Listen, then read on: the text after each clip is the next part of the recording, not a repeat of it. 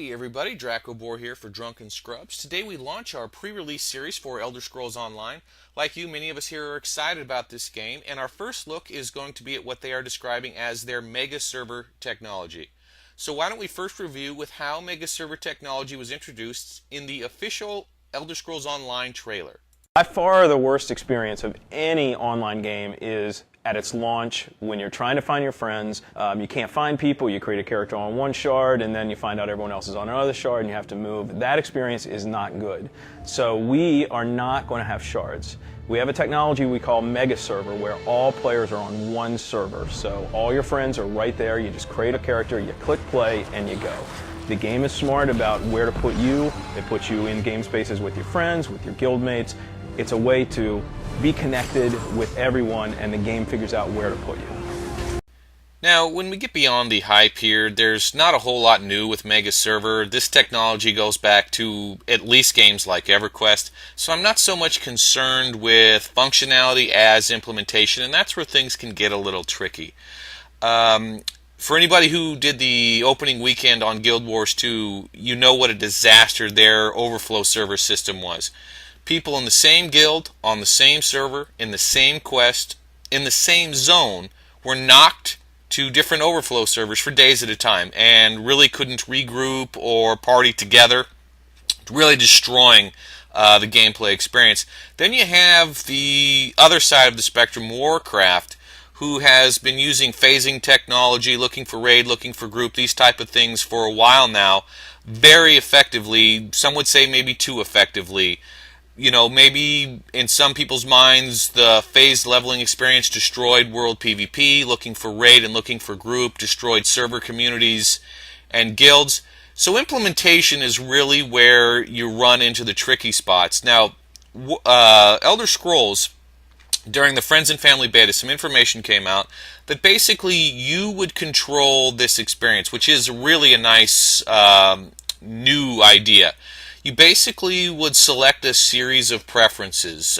Do you want to hang out with your guild? Do you like role-playing? Do you like PvP? Do you want to be on the same server as 12-year-olds? And the list goes on. The problem is, I don't really see how they are going to manage that effectively. Let me show you what I'm talking about. Now, here's Bubba. He's your typical PvP junkie. That's how his game works. As far as the guild goes, you know, he's like that guy on your bowling team. Yeah, he's on the team. He shows up, he bowls, but he's shit-faced by the 7th frame. You know, he's there for the beer. And that's the kind of guildie Bubba is. You know, he really just wants backup in case shit goes down in PvP he can't handle. But that's a yes to a guild. Not a big fan of RP, has no interest for it, thinks RP stands for retarded people. And as far as the 12-year-olds go, he didn't do the crime, so why should he do the time? So yes to PvP, yes to the guild, absolutely not to RP and 12-year-olds. Now, here we have Jane. Now, Jane is a female, which obviously means she's a healer, and she loves the guild. Being a female gamer in real life, she's probably pretty hideous, has no real value to society, and can't make any friends, so the guild is really her life. Now, she also, like every other woman, loves a little bit of drama, so she is totally down with the RP. She secretly knows she doesn't have the skills to compete competitively in PvP, so that's kind of a no. And, you know, she likes to make a big fuss about how she hates to play with adolescents because they always overreact whenever they meet a female. But really, this is kind of a self-defense mechanism. She knows her ovaries are drying up. She knows no one's ever going to touch her. So she kind of overstates the fact, but in the end, yes to guild, yes to RP, no to PvP, and no to 12-year-olds. And our last guildie here is Sandusky. Now, no one knows how this dirty motherfucker got into the guild in the first place. He's probably somebody's brother's, sister's, uncle's cousin. He does stand out as the only guildie that does like to play with the adolescents. Maybe take some young boys camping, teach them some life lessons, a more intimate version of the game Leapfrog. Now, you can take a look at his leather pants, his arm bracers, his Japan emo haircut, and guarantee this guy's pretty much down for the RP or anything else that'll help him get his little guy's Facebook page. But he's not down with the PvP. The loud noises and explosions, that tends to scare away the little fish. So here we have only 3 players, only using 4 of the community preference options. I believe when the game goes live, there's going to be about 8. And you can already see the mutually exclusive contradictions stacking up. Now, to make that worse, start to think about this. There's going to be 8 community settings, to my understanding. There might be 300 guildies, and each one of those guildies may belong to another 5 or 6 guilds. These contradictions are going to grow, and they are going to grow exponentially for this server trying to figure out who to put where on what phase of what server. It simply isn't doable. I don't think that Bethesda would be smart to try and navigate this maze.